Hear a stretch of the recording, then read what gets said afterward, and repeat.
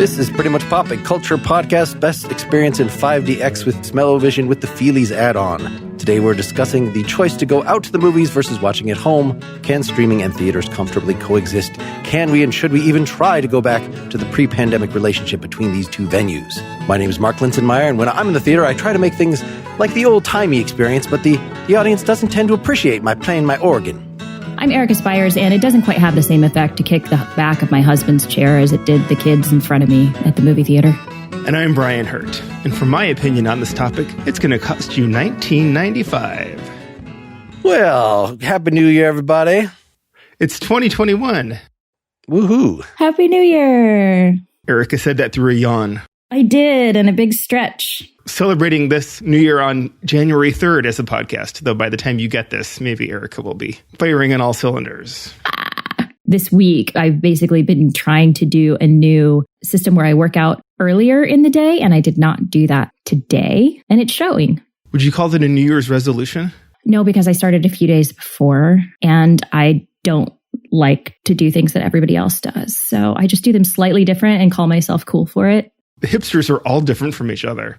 What about you, Mark? What are your New Year's resolutions?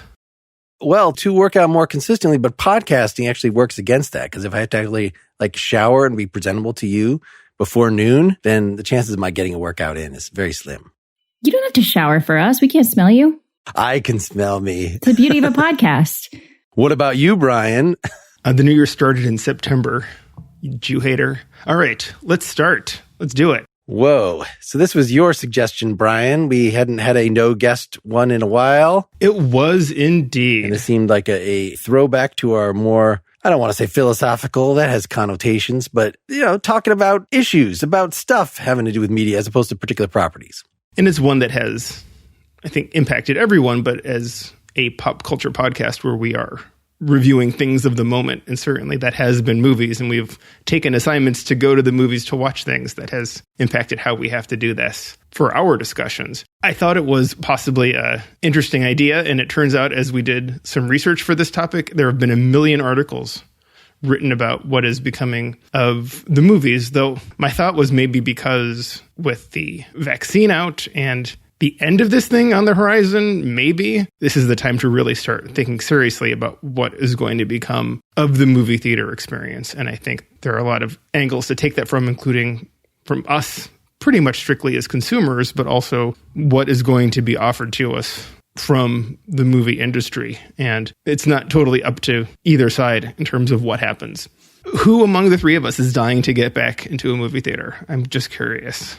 Mark is pointing at Erica, and she's shaking her head. Erica, I thought you were the one, and that you had the movie pass, the theater pass, and we're a New York out on the town gal. I had the movie pass when that was out, and now I still have technically the subscription to AMC. But no, AMC did a wonderful thing where they quit charging us pretty much immediately in March. It was like $20 a month. It was amazing. Maybe $22 taxes, nothing. And you could go to up to 3 movies per week. And there were also other discounts you could get along the way, the more that you bought. And it was a great deal. And I went to the movies a lot, and I do miss it. But no, I'm not looking forward to going back yet. It's going to have to be a different experience for me. And these sets of articles and discussion points really got me thinking about what that would take. Here's the thing. Movie theaters make a ton of their money on concessions. So if I knew I was going into a movie theater and just watching a movie, I could do that. I always felt okay about spending a lesser amount on my AMC pass if I got concessions every time, because I still felt like I was helping out in that way and I was going to support the whole system. Now I wouldn't really feel comfortable doing that. So I would be sitting there watching the movie, but then it's kind of taken something out of the experience for me where I could watch it at home. I still will go back. I'm just not that excited yet. So it's not related to pandemic stuff. No, it totally is, because, leaving your mask on and going to the theater is possible in certain ways, but people like to go there and sit and have popcorn and soda, as do I. So that part has changed. And with a vaccine, hopefully it'll all be cool. But we don't know that yet, how long that'll be before that feels safe to remove masks. All right, so I thought we were asking a different question, which is, when everything just gets wiped clean and the pandemic's so far behind us, are you excited to get back to theaters? It sounds like that might be yes, but you can't separate that from the actual reality. I don't even know how to answer that question. Yeah, no, I can't. Yeah, it's like I asked Drew the other day, I was like, what are you looking forward to doing in 2021? Let's set some goals. And he goes, Erica, I can't think that way anymore. I just have to think day to day. So if you waved a magic wand, Mark, and I could get back to the way it was, absolutely, yes. I was a person who went to the movies every week. So that's a good place to start, is what your sort of standards were for getting out of the house beforehand. Because I definitely was in the group of, it's so expensive and it's kind of a pain. And so unless it's date night or something like that, which happens every once in a while, then it would have to be like a big Star Wars movie or something, like something that actually requires the giant screen. And I would have even preferred 3D that I couldn't get anywhere else. Just that no one that I would go to the movie with likes 3D. So I never get to go to the 3D ones unless I go by myself. Brian, what was your pre-pandemic attitude? I really love seeing a movie on the big screen, but there's not that much more I like about the movie theater experience. My dream is the movie theater where there's nobody in it but me and maybe who I've come with. I feel like I've won the lottery when no other human being walks in. When I'm watching a movie and it's its last week out and I'm in the middle of the day or something, I steal the opportunity of the theater to sell me anything because I smuggle all my food in. And I used to always try to open my can really quietly. And then at some point, I just waited till like early on when there's a quiet moment in the movie, I just like open it as loudly as possible. This really loud crack of the can of pop opening.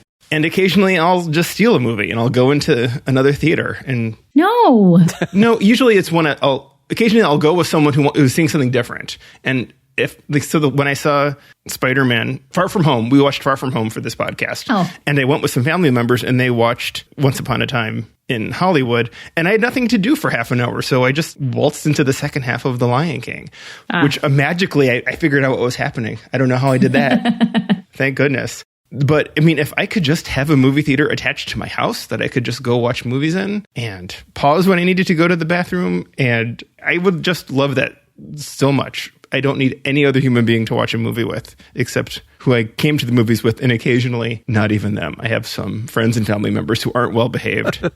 What does well behaved mean? You will shut your pie hole and you will keep your pie hole shut. We can talk during the trailers. My wife and I always give each other a thumbs up or thumbs down after each trailer to see if we want to see it, but that's probably where it ends.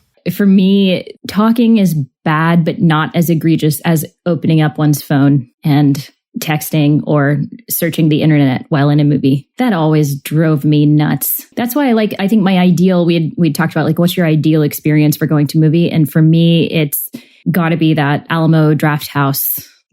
How careful they were with you pull out your phone, you might get a warning, but that's it. You're out of there, buddy. You don't talk. You don't get up and disturb other people. I mean, yes, you're encouraged to make noise when it's a collective, we're all paying attention and we're all gasping or clapping together. But otherwise, keep your pie hole shut and eat good food. Does Alamo Drafthouse still bring you the check during the climactic scene of the movie? That's a little annoying, yeah. But the good servers will come. They'll duck down and they'll kind of slyly place it on there. As you can imagine, it is totally my sneaking in of food does not work in Alamo Drafthouse, so I just have to bite the bullet. And I think those people work on tips. But they actually have good food there. I guess I made the mistake way early on. I saw Life is Beautiful.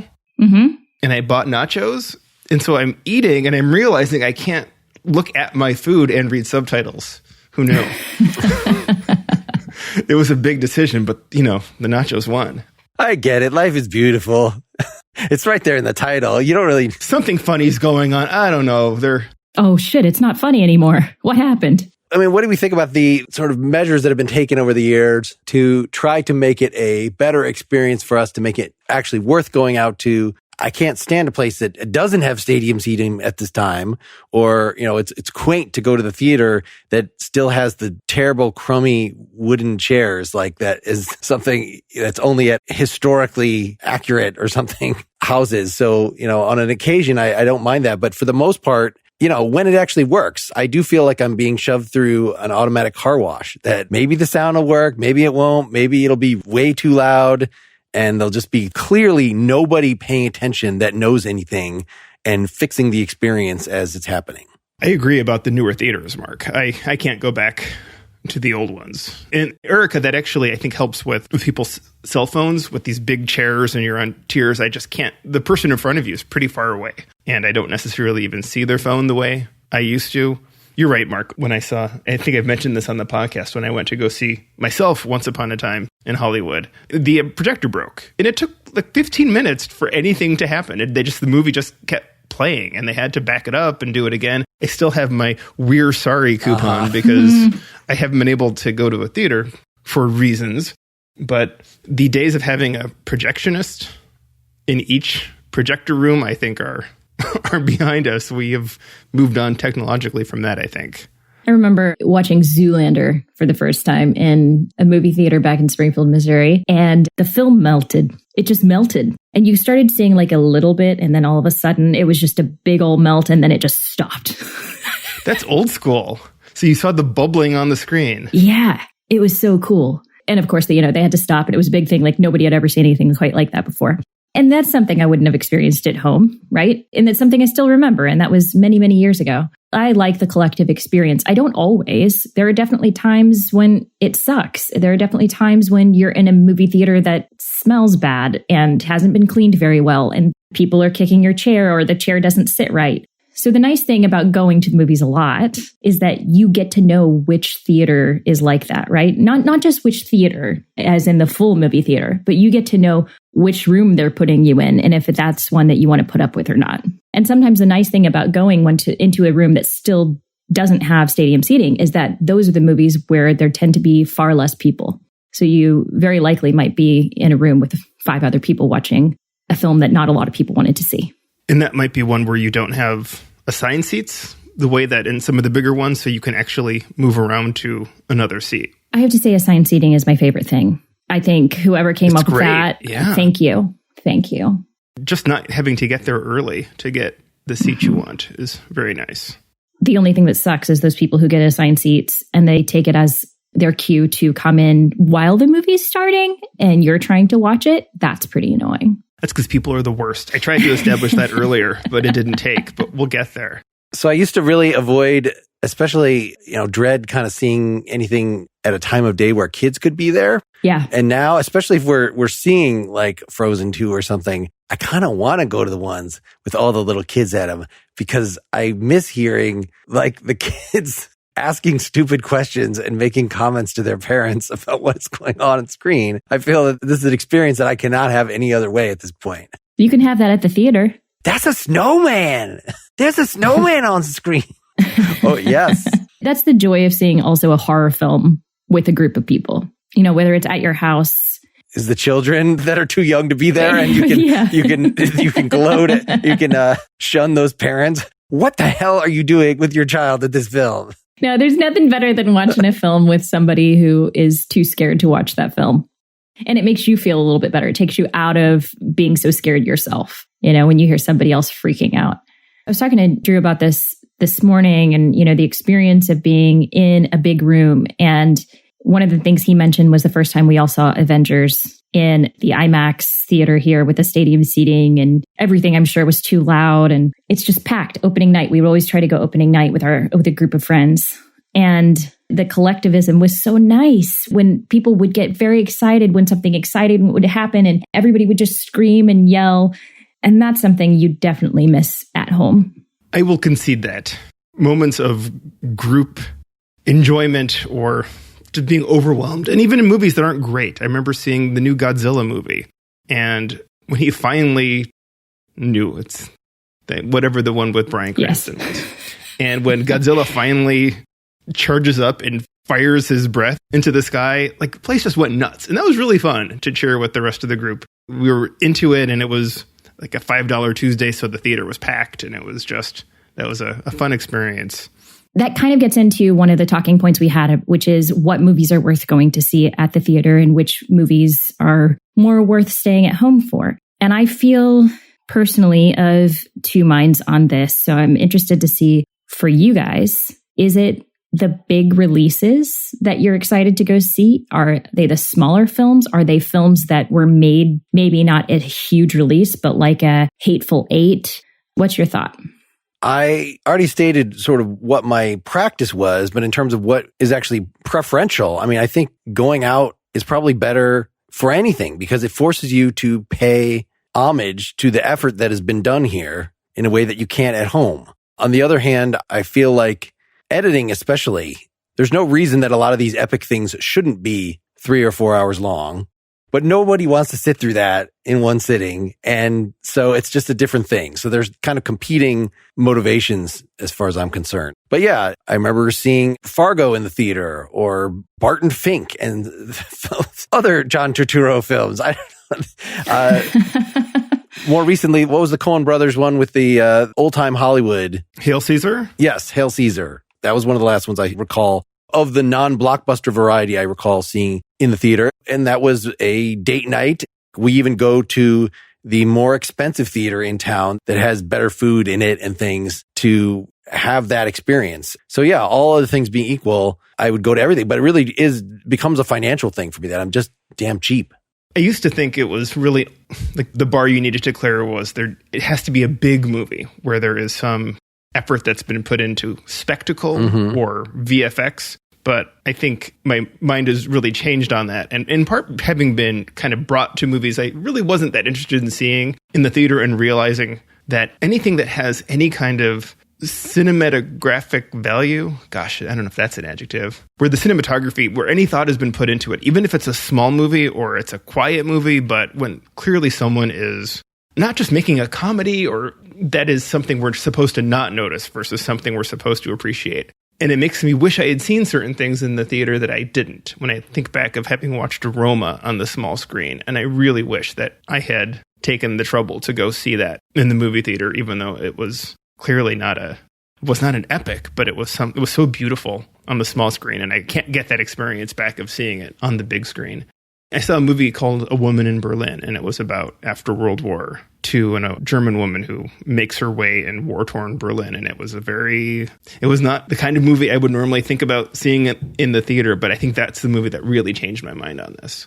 I would say that because of like the AMC program, I've actually seen more films that I wouldn't normally watch at home. It definitely encouraged me because I like to have a reason to walk somewhere and go out and do something, right? Especially in those days when I'm auditioning and I have nothing going on the rest of the day and I want to reward myself in some way. The movie theater actually was an inexpensive way to do that and go also support other artists while I did that. So on the other hand, there have been some releases that have come out in the last few months where I'm like, that looks like a good film. That looks like a film that would be an Oscar contender. Like in a normal year, I would definitely go see that in the movie theaters, but I'm not that excited to see it at home.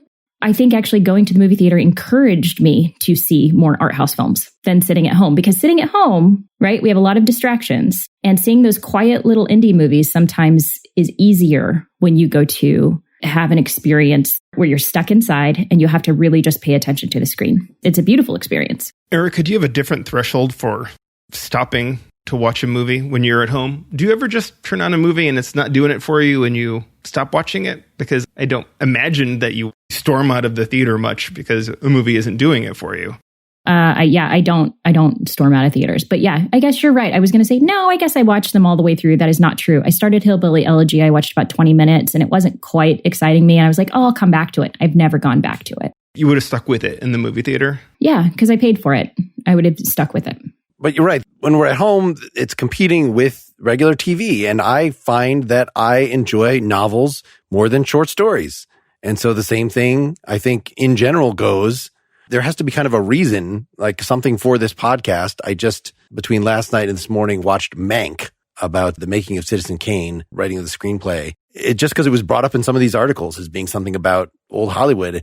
And I just don't think I would have gotten around to it. And it was a, really nice little experience and wonderful performances. And it seems like it would have been a good going to the theater experience. I even did it on my iPad, not because I couldn't have gotten, all right, I got to set up Bluetooth or whatever if I want to watch things on the big screen when somebody else is in the room doing computer stuff. Or it was not a big enough deal for me to make the effort to even get the screen slightly bigger. But I sort of recognized in the abstract, this is nice cinematography. And I should be appreciating this more as a film. For me, it's not as much competing with like reality TV and stuff, because that's not one of my normal menu choices when I'm not forced to by a podcast. But in terms of, am I going to charge through more of season 4 of Mr. Robot or watch this film. Like, it's usually pretty straightforward. There's so many good TV series in my backlog. Well, Mank is on Netflix, I believe. And I sat down to watch it and watched The British Baking Show for 3 hours.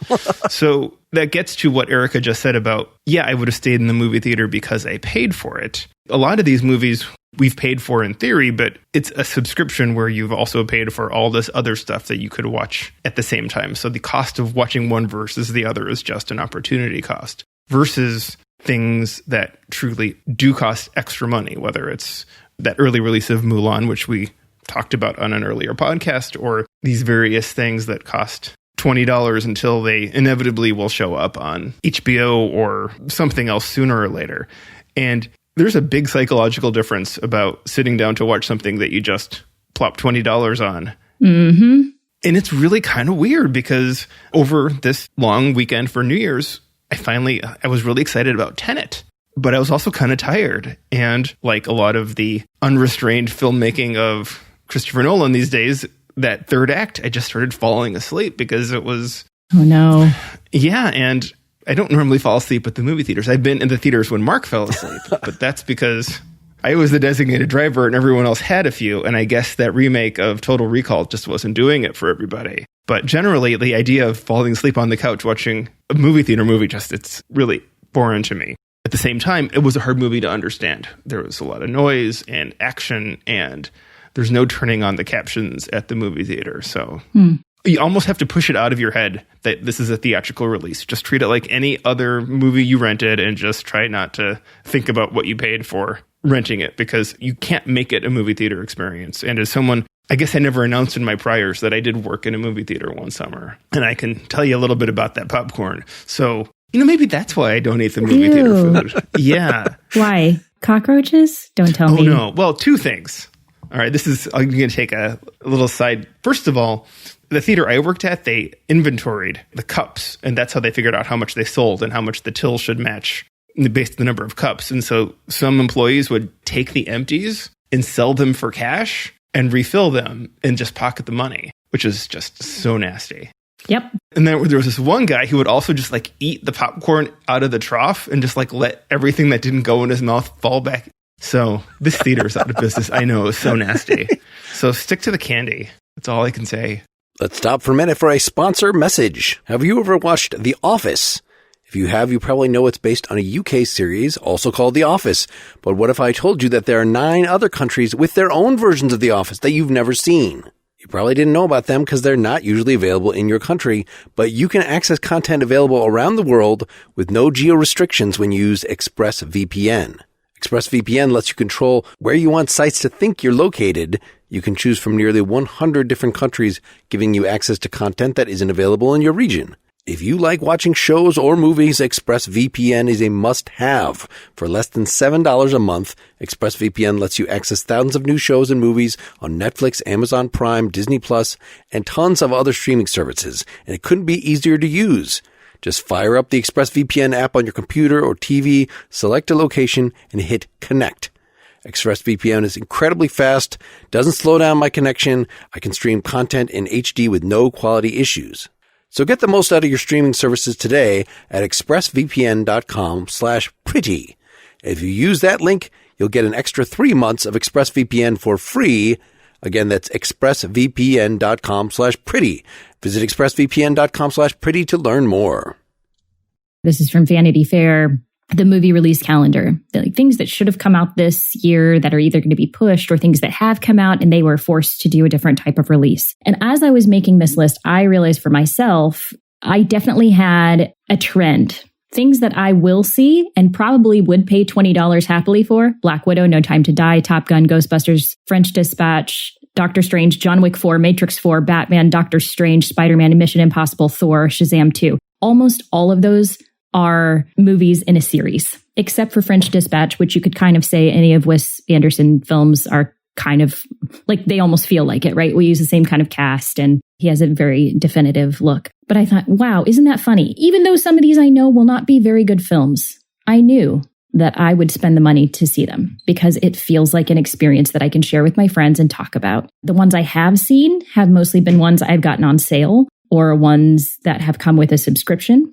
And the ones that I would have seen in the theater with my pass, or even maybe without a pass and just paying for them, but I don't really want to watch at home, are Tenet, Antebellum, Promising Young Woman, and In the Heights. I will probably pay for Promising Young Woman and probably for Tenet, but more than likely, I'm going to wait till they go on sale. I just don't feel up to spending $20. And part of the problem for me is not just like, oh, well, these films aren't as good. That's not the case. For example, Tenet and Antebellum, both of those movies I've heard meh reviews about. That wouldn't have stopped me so much from going to the theater to see it. I think because it's an experience that I could have had with somebody else. But watching them on my own for $20 at home, it's just less appetizing to me now that I know other people who've seen them and aren't that jazzed. That's more than I would have spent on my subscription pass for AMC. Erica, I understand that you have a VR headset in your home that you play games on, correct? I do.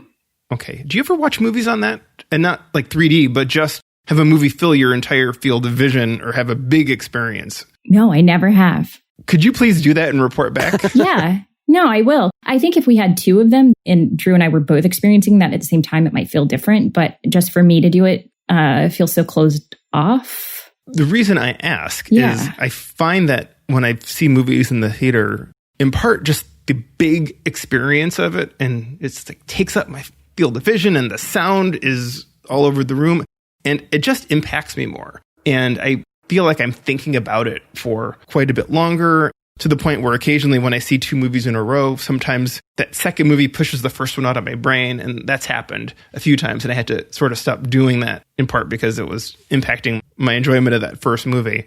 And I do wonder if, and I know you lose the communal experience of watching it with someone, but I have a feeling it would be a slightly different experience from watching it on a large TV, no matter how large. Mark, you mentioned in the notes about buying an obscenely large TV, but we take these big TVs and we put them across the room, and it's still just taking up a small angle of our vision compared to a giant screen. Get a gaming chair and sit really close. And have your mother in the back of your head say, you're gonna ruin your eyes. I don't know why my mom sounded like she did. She doesn't sound like that at all. We've heard her on your podcast. She doesn't sound like that. I'm still too new to... I think TV size is always relative. So like when I got the last TV as a step up from one that was not even letterbox, like that seemed like such a big advance. And now going up another 10 inches this season, like, I don't know. We just watched Soul last night as a family, and I feel like that was as good an experience as we would have had in the theater. We got to pause a couple times, but not so much that it was like, we don't care, or we're looking at our phones, or we're, I'll save the rest for tomorrow. It's not like desecrating it to that extent. It's just like making it so you can go get more pizza and go to the bathroom, which should be okay. But yeah, it was just looked so good on the new screen. And I don't know how it could have been improved. We have rear speakers and it seemed fine, even though that's like, it was. Ooh, you have rear speakers. Ooh, yes. See, we haven't even gotten into that. What are the politics of decking out your house? And like, what all did you get this during the pandemic? Did you have this before the pandemic? Because I think a lot of people are spending money now on their home systems, and that's changing things too. Yes. I mean, well, the new TV was certainly a pandemic thing. It was also because we were trying to get a PS5, which we have not been able to get. And we're like, we need the thing that the PS5 can play on, and only ended up sizing up. We would have just gotten the same, just a 4K version, perhaps of the same size, except they were cheap enough. They just have gotten ridiculously cheaper. They have over the years. So why would you not, if you're going to go through the trouble of upgrading at all? But the speakers around the house thing has always been a political issue, in that we used to have like an actual 5.1, actually it has 3 rear speakers, but it's really hard to like actually get the cords around the house the proper way. So they were kind of on the fireplace in a row. Mm-hmm. It was a little weird. And there was the center speaker that had to sit on top of the TV or right in front of it. I forget where, but my wife got sick of that, and so she found out about sound bars. And so now, we have the single sound bar, which sounds quite good. And then it has a Bluetooth connection, I guess, to the rear speakers that you have to plug in elsewhere, and they peek out behind the couch. But there's no cords strung around, and it's really minimally, it does not seem decked out. All the large speakers, there's still a woofer, but it's in the corner and it's not in the way. That sounds nice.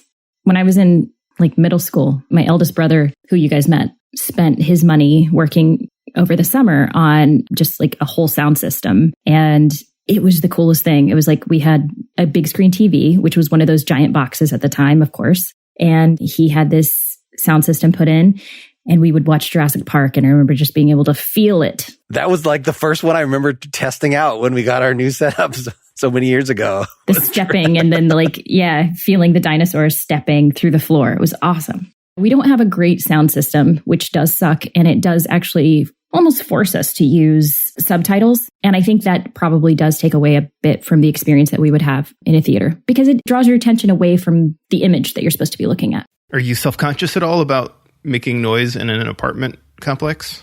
Yeah, it's not so bad here. I've never had anybody make any complaints, but I try to be careful because you get into an experience, you just want it to be really loud. You don't realize how loud it is. And that's part of the social contract, is not complaining.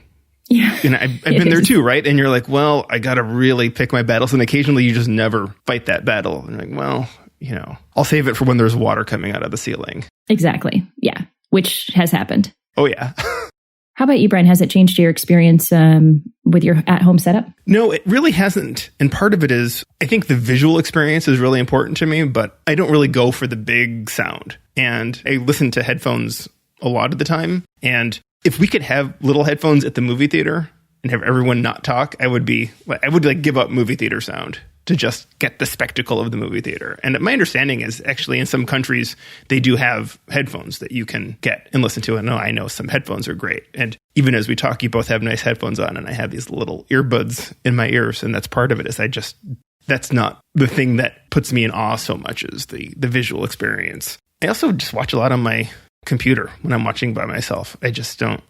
I'm pretty close to it, and I have a nice screen, and I feel like I'm getting a fairly big experience with that as well. And humble brag, I'm often on my rowing machine when I'm watching stuff. So, I'm healthier than you doing that. But part of it, you can justify watching stuff you shouldn't be spending time on when you're exercising, and we all know that. It was a several-year, not battle, but war of attrition that I finally got a very compact exercise bike that is in the room with the TV. I sort of have to move it over a couple feet to see well, but even in its default location, I can use it. And it's so quiet that other people could even be watching things in the room, and I can still be on it and it won't bug them. So there's mine right behind me. And I've been watching Pottery Throwdown while I am on the bike. It's great.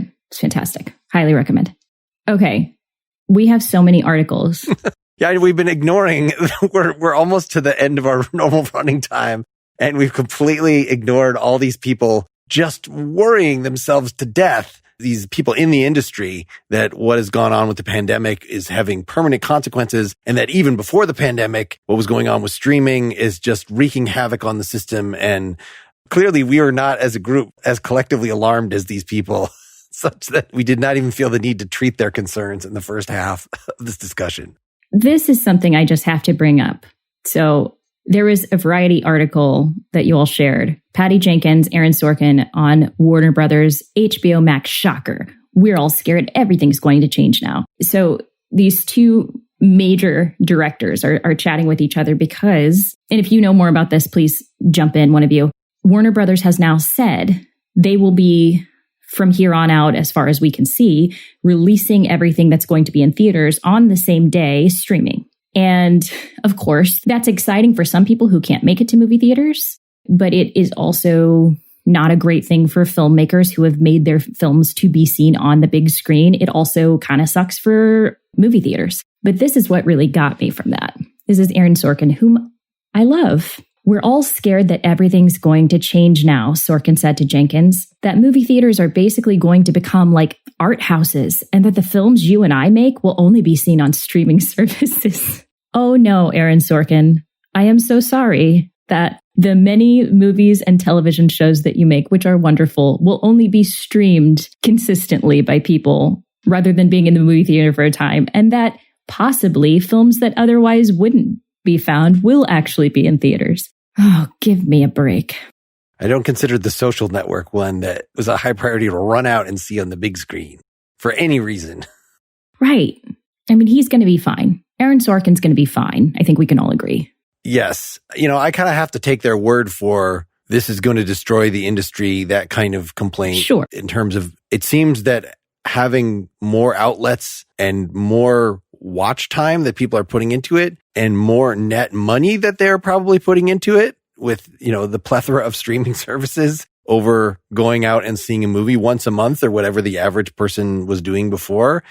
I don't know how to judge those kinds of claims other than to see a lot of them as quite one-sided and self-serving. And there was one article that we read, that brought in so many voices. And then there was another article responding to that. Said like, well, you didn't get the theater owner voices. Let's have another article of those people commenting on that. Yes, there's a lot of interest groups involved. Whenever there's change, interest groups are affected. This is not news. Independent theaters were always having a hard time anyway. Like even at the height of, when movie theaters were huge, they were still chain theaters that were mostly huge. I mean, it's the independent theaters are still asking for donations on top of you paying a full price for a ticket, right? That part's not going to change. This is a commercial business. And yes, of course, I feel bad for AMC and I have a good friend who was working for AMC for many years who was laid off from this. So it's not like I just think of AMC as a huge corporation that doesn't affect people. Of course it does. And I don't know what's going to happen to those people. And part of me does worry about that for the industry. But of course, it's going to change, right? And we don't know. I guess part of the reason I'm not worried is because we don't know what to be worried about. We don't know how quickly things might change back. And even if they don't change back, we don't know how exactly they're going to change for the long run. We're in a really weird time period, and change is happening very quickly across the board. The industry they're so worried about is fundamentally different from what it was when we were young. And in the last 50 years, say, every small town had a movie theater and a new movie came in every week, and it was just not the same business. I mean, yeah, it's all still on film, and we're all, well, I guess it's not technically all still on film, but I guess the movie itself hasn't changed, but the business has been changing so inexorably over the years that they are really, as you said, Mark, I think they're protecting their own interests more than they are protecting this hallowed thing, because this hallowed thing has never been constant. And 2019 articles, or the two articles we read pre-pandemic, were clearly getting at these disruptors in the marketplace that things didn't go as anyone expected in 2020. But if you had asked everyone in 2019 what a pandemic might do, I think you could have guessed at least at some of this. I still think what Warner Brothers did was a bit of a shocker. Mm-hmm. And I am not surprised that there hasn't been another company to follow suit in quite the same way. I feel like there's going to be possibly some sort of backlash, or maybe even in the long term, maybe foreign companies, maybe American movie makers don't want to play ball with American businesses that are doing this because they, see that there's more of a global market for the movie theaters than there is in the US. And I don't know if streaming is available in the same way around the world as it is in the US. I would doubt it. And I would doubt that even if it is available in the way it is here, that the setups aren't quite the same. I'm naive about this, but I think that Hollywood is Hollywood for a reason. It's because part of the experience of being an American is talking about Hollywood and going to the movies and watching movies, right? That's just something that our whole society values. And because of that, and because we also value television a lot, it's something we invest money in here. And I think we will continue to invest money in it, but that might change towards more streaming.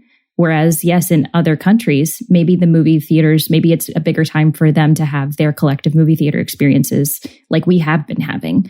I have to say that the cool thing, the only thing I really have to compare our movie theater experience to is when I spent 2 months in Paris. I went to the movies a lot there. And there were a few large-scale cinemas that I went to, but the ones I really liked going to, because there were more of them and it was just interesting, were these kind of crappy inside little art house theaters, and most of them were showing old films all day long. So that's where I went to see Firewalk with my brother Michael. We watched it in English with French subtitles. And that's not uncommon there. There's a lot of that. And I don't know if they'd really want the experience of the giant movie theaters as much as we do. It does feel like a very fast food, fat American kind of experience. Sorry for anybody I'm offending. I don't mean to. I'm one of them. I like that experience too. We are that land of plenty when it comes to this stuff. I spent a couple years in Germany 20 years ago or longer, so it's been a while. I remember going to the theater then, and they would show commercials before, which I know is now common in the US, but it wasn't happening then. But I remember the great thing would be they'd have this ice cream commercial before the movies, and then it would stop, and the lights would come out, and this old lady would come out, and she'd be, ice cream. And so you would buy your ice cream from her. She'd walk up and down the aisles, and you'd pass your money over. Yes. Now that's smart. Unfortunately, my ice cream days are behind me, but I really loved the ice cream lady with the ice cream. So if we were redesigning the domestic movie experience to add in the best of what you've heard about or could dream of from other countries, from the depths of your depraved imaginations, what would you want there? What would make it worth going out? The Run Pee app, I don't know if you're familiar with that, where it tells you when you can go to the bathroom and is like, at this point in the movie, this happens, so you have 3 minutes to go run pee. Their motto is because movie theaters don't have pause buttons. And I think that's the answer right there. We all get one pause. And if someone else does it, so be it. Hit the pause button, and then we all trample out to the bathroom. I just like to drink a lot of liquids. What can I tell you? What about you, Erica? Well, movie theaters used to have, a lot of movies did have 2 acts. So we could just go back to that format.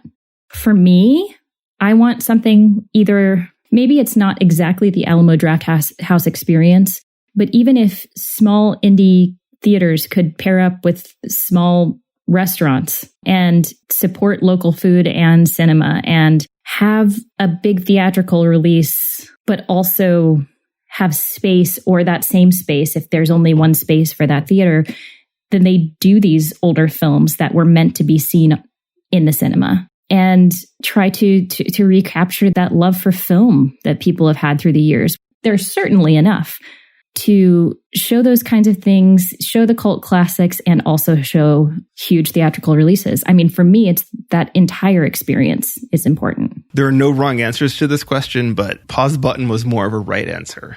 So let's see what Mark has to say.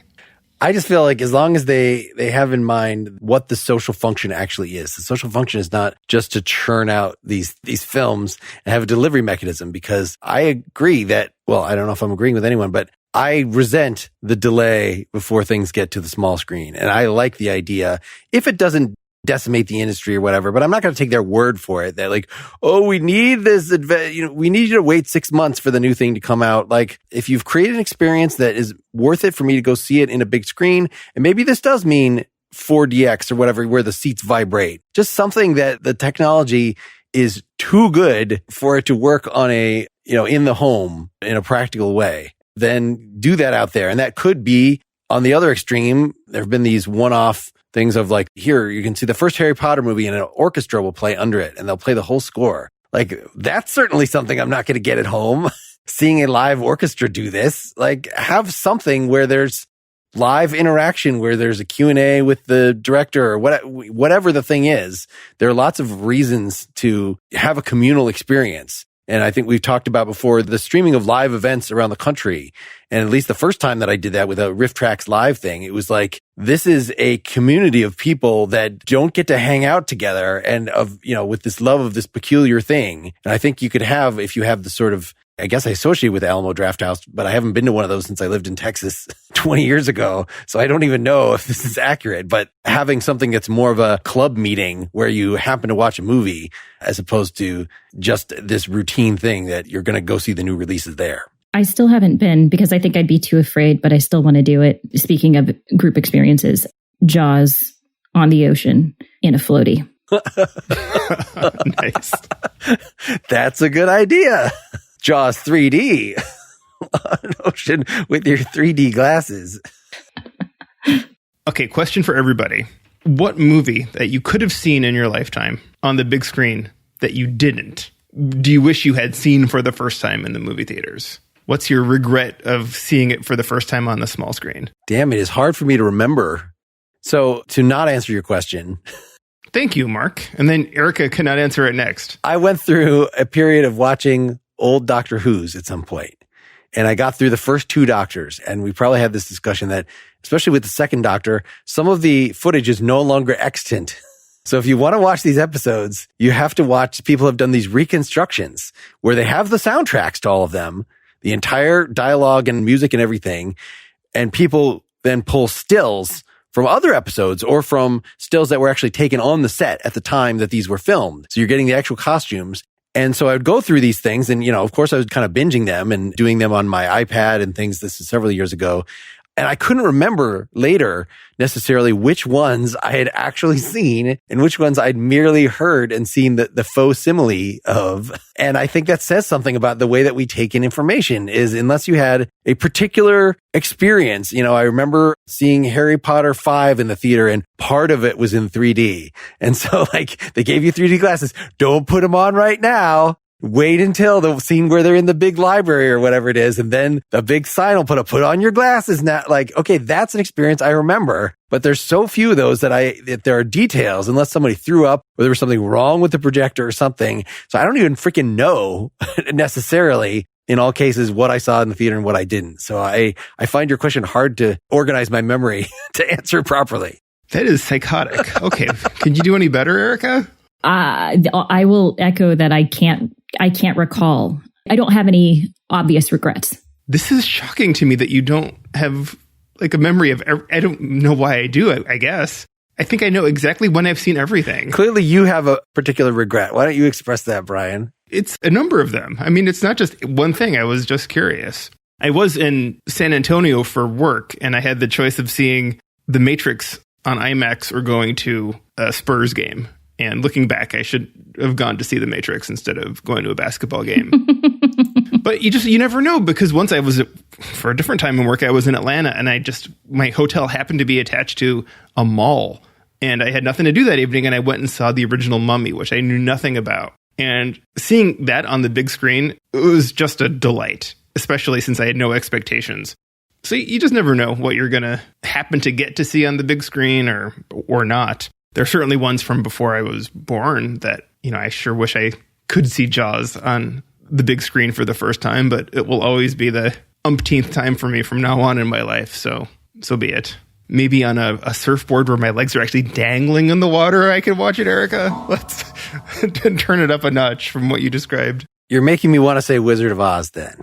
It seems like that would have been a nice thing to see in that setting. Yeah, but he said when you could have. It's in your lifetime. See, that's right. It's a different question, yeah. They might have in the 70s been playing it somewhere in some theater, but I don't remember the circumstances of my first seeing that film. There are other films, I remember seeing Willy Wonka and the Chocolate Factory on TV for the first time because it was so freaking traumatic.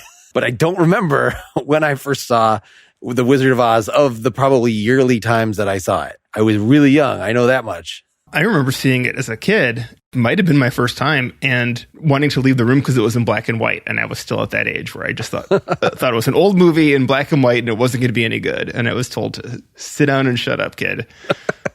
And I did. Well, let's wrap up here and go keep talking in our after talk. That's only for supporters. Pay up at patreon.com/prettymuchpop. Or continue with your lives as normal. So long. Bye, everybody. Thanks for listening. Bye. Get more Pretty Much Pop at prettymuchpop.com. Pretty Much Pop is part of the Partially Examined Life podcast network, and it's also presented by openculture.com.